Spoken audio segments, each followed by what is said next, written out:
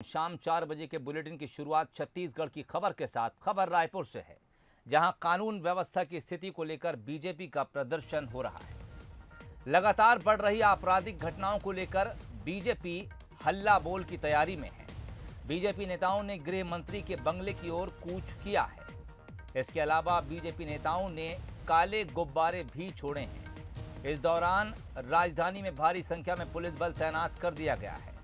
मंत्री के बंगले पर पहुंचने से पहले ही बीजेपी कार्यकर्ताओं को पुलिस ने रोक दिया है और इस दौरान कार्यकर्ताओं और पुलिस में झूमाझटकी भी देखने को मिली है।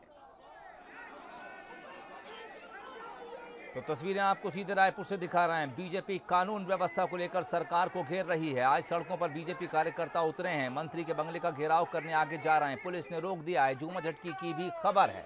मोहन तिवारी इस वक्त हमारे साथ जुड़ गए हैं। मोहन, क्या कुछ देख पा रहे हैं आप इस वक्त रायपुर की सड़कों पर?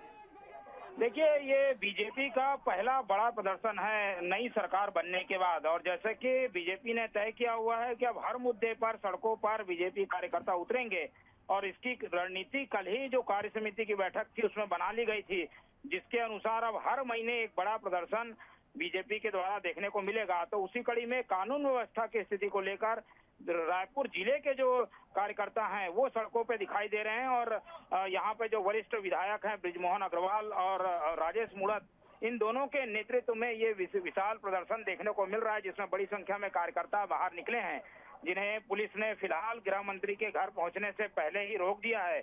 और जैसे कि परंपरा है, क्योंकि वीआईपी बंगलों के आसपास धारा 144 लागू होती है, इसलिए प्रदर्शनकारियों को पहले तो रोका गया, उसके बाद सबकी गिरफ्तारी कर ली गई है। तो गिरफ्तारी का सिलसिला लगातार जारी है और बीजेपी कार्यकर्ता गिरफ्तारी देने के बजाय प्रदर्शन अभी भी जारी रखे हुए हैं, इसलिए उन्हें समझाइश दी जा रही है।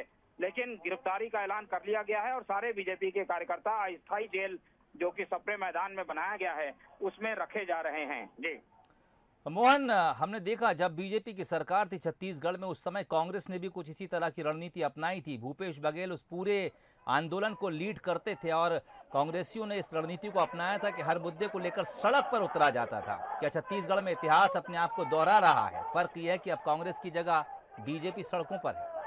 बिल्कुल, देखिए, और क्योंकि सरकार को 1.5 साल से अधिक का समय मिल गया है, तो बीजेपी का कहना है कि एक मौका देने के बाद अब बीजेपी की कोशिश है कि वो सारी बातों का जवाब मांगे और जवाब मांगने के लिए प्रदर्शन का रास्ता अपनाए।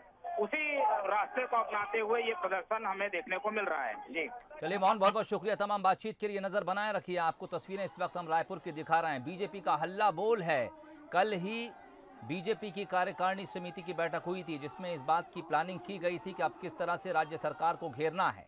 कानून व्यवस्था को लेकर बीजेपी का आरोप है कि छत्तीसगढ़ में कानून व्यवस्था अब बिगड़ती जा रही है और अब बीजेपी कार्यकर्ता आज सड़कों पर उतरे हैं। गृह मंत्री के बंगले का घेराव करने आगे बढ़े हैं, लेकिन धारा 144 लगी होने के चलते उन्हें पुलिस ने कुछ दूर पर रोका है। खबर यह भी है कि बीजेपी कार्यकर्ताओं और पुलिस के बीच कहीं कहीं झूमाझटकी भी हुई है।